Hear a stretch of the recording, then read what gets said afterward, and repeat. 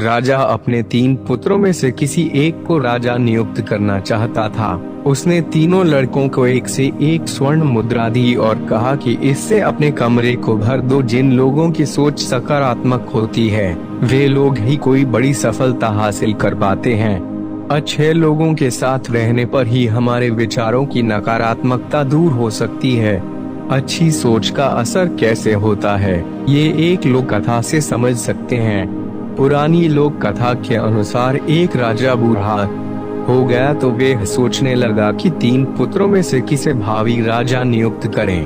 तीनों राजकुमार शक्तिशाली थे, लेकिन राजा के लिए शक्ति के साथ ही बुद्धिमानी और सकारात्मक सोच होना भी जरूरी है।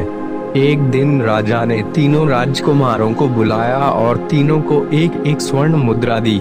राजा ने कहा कि इस एक स्वर्ण मुद्रा से ऐसी चीजें लेकर आओ जिससे तुम्हारा कमरा पूरा भर जाए। 2 राजकुमारों ने कहा कि एक स्वर्ण मुद्रा में ऐसी कोई चीज नहीं आ सकती है जिससे कमरा भर सके। लेकिन राजा ने कहा कि आपको इसी मुद्रा में ये काम करना है। तीनों राजकुमारों की संगत अलग अलग थी।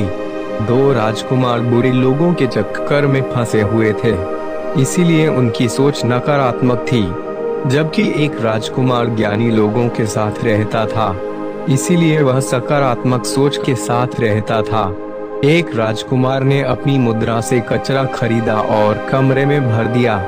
दूसरे ने घास खरीदकर कमरे भर दी। तीसरा राजकुमार बुद्धिमान था, वह एक दीपक लेकर आया और कमरे में दीपक जला दिया। दीपक की रोशनी से कमरा रोशन हो गया। इसके बाद उसने कमरे में वाद्य यंत्र बजे तो रोशनी और संगत से कमरे का वातावरण बहुत ही पवित्र और सकारात्मक हो गया था। जब राजा ने ये देखा तो तीसरे राजकुमार को भविष्य का राजा घोषित कर दिया।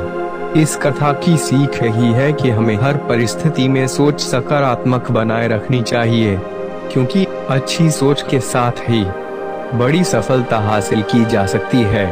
किसी भी काम की शुरुआत सकारात्मक सोच के साथ करेंगे, काम आसानी से पूरा हो सकता है। सोच सकारात्मक कैसे बन सकती है, इस संबंध में एक लोक कथा प्रचलित है।